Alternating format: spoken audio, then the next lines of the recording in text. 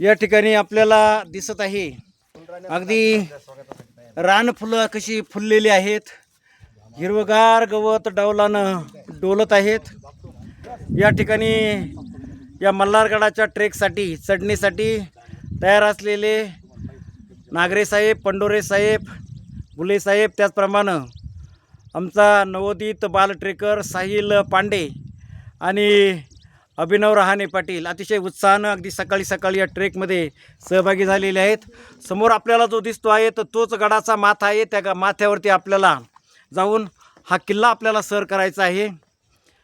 जवळच्या सोप्या श्रेणीतला असा हा महत्त्वाचा ट्रेक आज या ठिकाणी संपन्न होतो आहे. आपण पाहता सगळीकडं हिरवाई, जणू काही या भूमीनं हिरवा शालू परिधान केलेलं आहे. अशा प्रकारचं वातावरण अतिशय उत्साही, अतिशय आल्हाददायक, अतिशय प्रसन्न अशा प्रकारच्या वातावरणामध्ये आपण हा ट्रेक करतो आहोत. समोरच्या बाजूला आपल्याला दिसतो आहे पिंपळगाव देप्याचा मोदळवाडीचा परिसर आहे.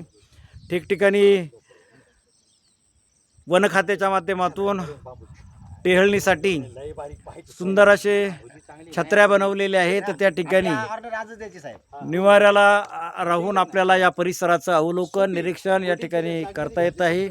अतिशय सुंदर असा प्रवास सह्याद्रीच्या बाळेश्वर डोंगर रांगातील या कातळावरती सध्या या ठिकाणी स्थानापन्न झालेले आहेत. महाराष्ट्र म्हणजे लाल मातीचा महाराष्ट्र, मराठी मनाचा मावळ मातीचा महाराष्ट्र, राकट देशा कणखर देशा दगडांच्या देशा असं वर्णन कवी गोविंदाग्रजांनी आपल्या कवितेमध्ये या देशाचं, या महाराष्ट्राचं केलेलं आहे. त्याचा आपण याची देही याच डोळा अशा प्रकारचा अनुभव या ठिकाणी घेतो आहेत. थोडीशी दमछाक झाल्यानंतर आमचे हे ट्रेकर अल्प विसाव्यासाठी या ठिकाणी स्थानापन्न झालेले आपल्याला पाहायला मिळत आहेत. दरम्यानच्या कालखंडामध्ये सुंदर अशी फोटोग्राफी आमच्या फोटोग्राफरांच्या माध्यमातून या ठिकाणी होते आहे.